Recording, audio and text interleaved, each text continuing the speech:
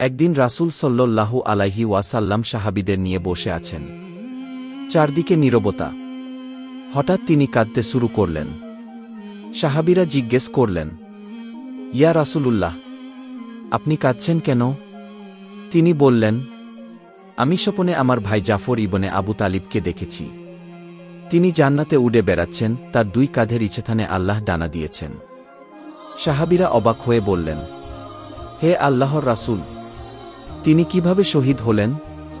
নবীজি বললেন, মুতাহ যুদ্ধে তিনি নিজের দুই হাত হারিয়েছিলেন। তখন আল্লাহ তার জন্য জান্নাতে দুইটি ডানা বানিয়ে দিয়েছেন।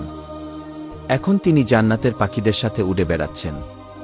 এক সাহাবী শহীদ হলেন, তার রক্ত জমিনে পড়ল, আর আকাশের ওপারে জান্নাতের দরজা খুলে গেল। সেখান থেকে এক নূরের আলো এসে তাকে ঘিরে নিল। তিনি এখন জান্নাতে, নদীর ধারে, সবুজ পাখির মাঝে ডানা মেলে উড়ে বেড়াচ্ছেন, আর দুনিয়ায় ফিরে আসতে চান না। শুধু একটিই কথা বলেন, আহ, যদি আমি আবার দুনিয়ায় ফিরে যেতাম, আবার শহীদ হতাম, আবার এই জান্নাত পেতাম। এটা কোনো কল্পনা নয়, এটা রাসূলুল্লাহ সাল্লাল্লাহু আলাইহি ওয়াসাল্লাম এর বলা সত্য ঘটনা। একজন শহীদ কিভাবে জান্নাতে সম্মান পান, এই গল্পই তার প্রমাণ।